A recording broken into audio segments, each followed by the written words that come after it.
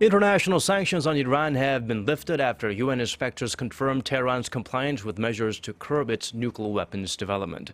The move reconnects Iran with the global economy as billions of dollars of its banking assets will be unfrozen and its oil reserves can be traded freely with the whole world.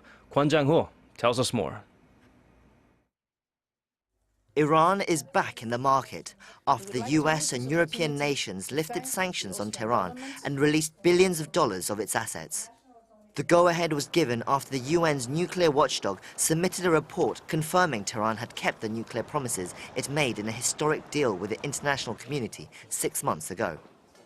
Agency inspectors on the ground verified that Iran has carried out all measures required under the Joint Comprehensive Plan of Action to enable Implementation Day to occur.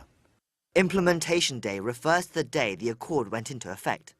To get there, Iran reduced 2/3 of its nuclear centrifuges, dismantled a heavy water reactor near the town of Arirang, and shipped out or diluted 98% of its stockpile of low-enriched uranium, all of which could be used to create nuclear weapons.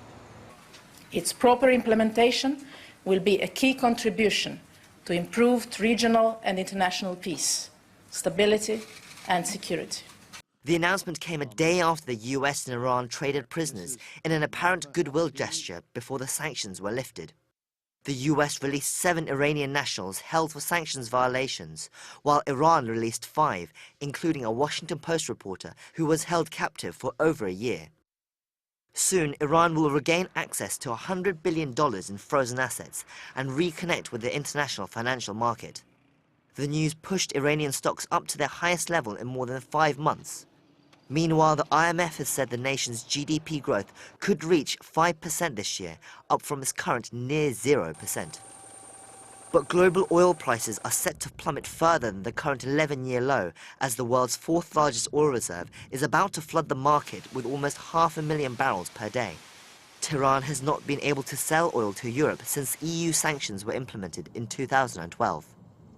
The international community will continue to keep an eye on Iran as part of the deal. The International Atomic Energy Agency has installed devices to monitor its uranium enrichment activities, and sanctions related to human rights abuses remain firmly in place.